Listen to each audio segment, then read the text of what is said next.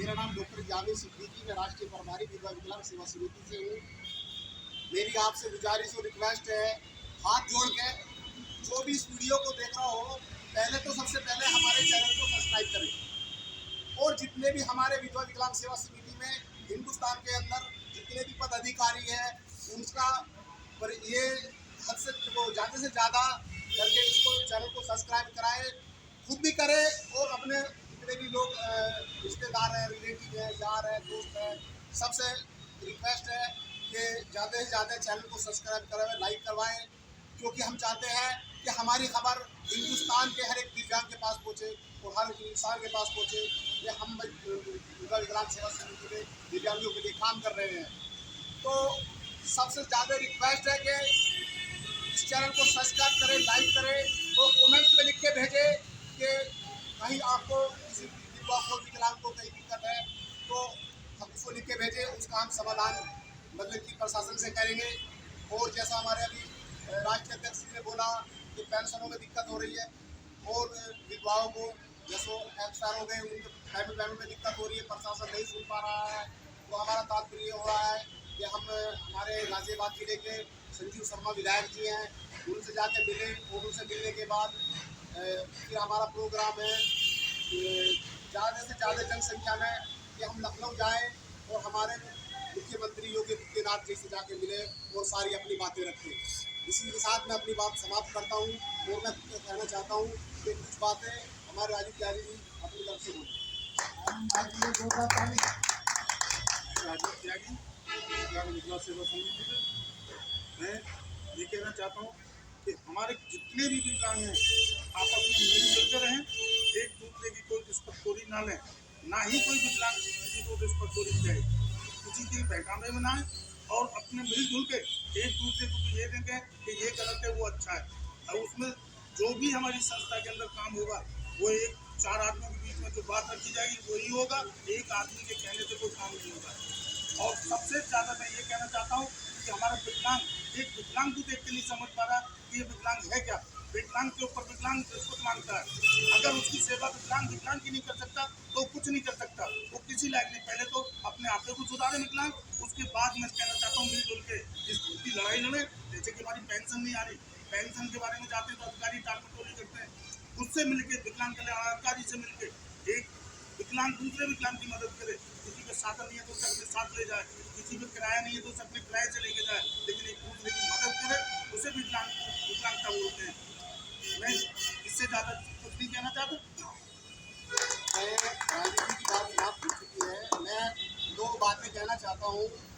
जितने भी हिंदुस्तान के कोने में या यूपी में जितने भी लोग 80% विकलांग हैं वे मेरे को संपर्क कर सकते हैं। हमारी जिम्मेदारी है मतलब कि 2 दिन या 3 दिन के अंदर ट्राईसाइकिल दिलवानी थी और हमने अभी फिलहाल में मुजफ्फरनगर में खतौली में ट्राईसाइकिल दिलवाई भी है, जो मिनिमम एक तो बैटरी वाला रिक्शा, एक जो बैटरी वाली ट्राईसाइकिल होती है। तो हमारे राष्ट्रीय उपाध्यक्ष महबूब खान जी है, उनका नंबर भी आपको ग्रुप में मिल जाएगा। और हमारे विनोद गुप्ता जी है राष्ट्रीय अध्यक्ष, तो मैं डॉक्टर जावेद सिद्दीकी राष्ट्रीय प्रभारी विधवा विकलांग सेवा समिति में जितने भी 80% लोग हैं जो चल नहीं सकते तो वो संपर्क करें।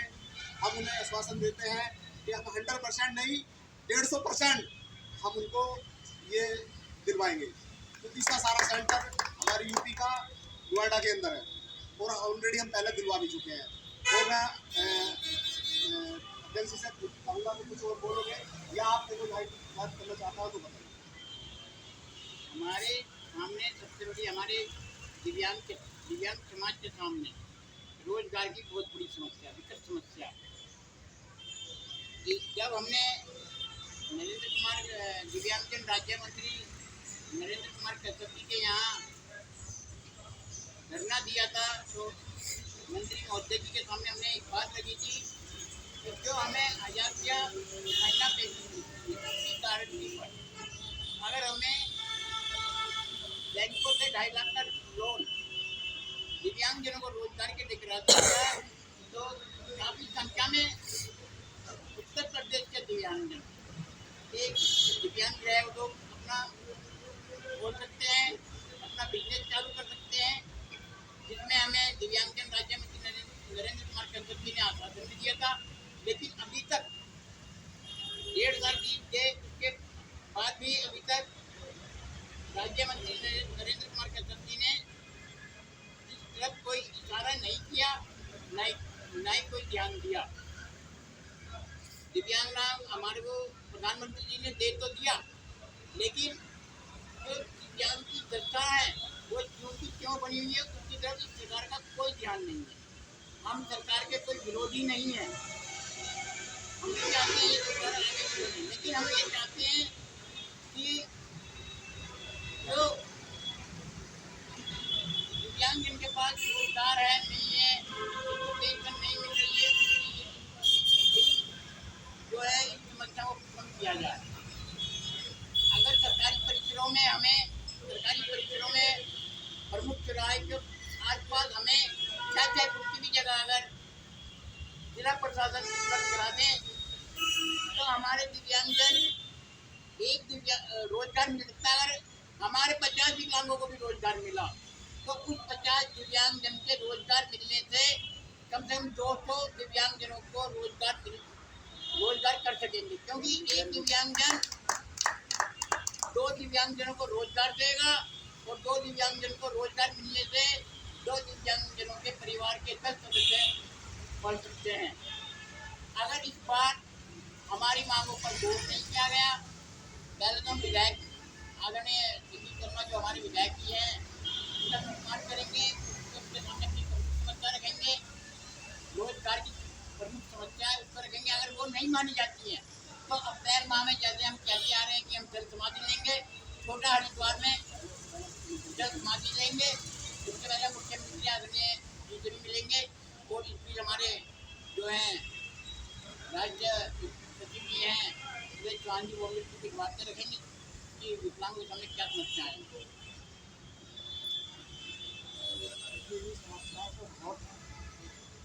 हमारा विकलांग समाज और विकलांग समाज के पास रोजगार नहीं है। रोजगार के ना होने के कारण आज दिव्यांग समाज घर घर की ठोकरें खा रहा है।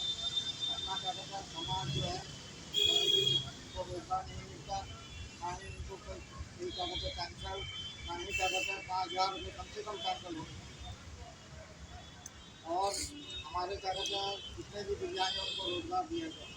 हम क्या कहते हैं योगी आदित्यनाथ जी से अपने मुख्यमंत्री जी से बोलना चाहेंगे कि हमारे दिव्यांग भाइयों को रोजगार ऐसे फुट की जगह अवश्य दी जाए, नहीं तो हम अप्रैल महीने में जो हमने कहा है वो आपके पास अवगत कराएंगे। हमारे विकलांग सेवा समिति के राष्ट्रीय सचिव जी ने बहुत अच्छी बात कही है। मैं इसके समाप्त करता हूँ। 4 बातें कहते हैं। इनका कहने का मकसद ये है कि अगर हमारी मांगें नहीं सुनी गई तो हम अगर विधायक जी ने नहीं सुनी या मुख्यमंत्री जी ने नहीं सुनी तो हम आने वाले अप्रैल में के लास्ट में हम हरिद्वार में जाके अपनी जल समाधि ले लेंगे और एक नहीं कम से कम 101 आदमी जल समाधि लेंगे। इनका कहने का मकसद सिर्फ ये है कि हम जी रहे हैं किस मकसद पे जी रहे हैं। हमें टाइम पे रोटी नहीं मिल पाती, टाइम पे कपड़ा नहीं मिल पाता, बेटियों की शादी नहीं कर पाते, ऐसे में शिक्षा बच्चों को पढ़ाए कहाँ से। इससे बढ़िया तो ये है कि हमारा मर जाना ही बेहतर है। इसी के साथ मैं वीडियो को समाप्त करता हूँ। जय हिंद, जय भारत।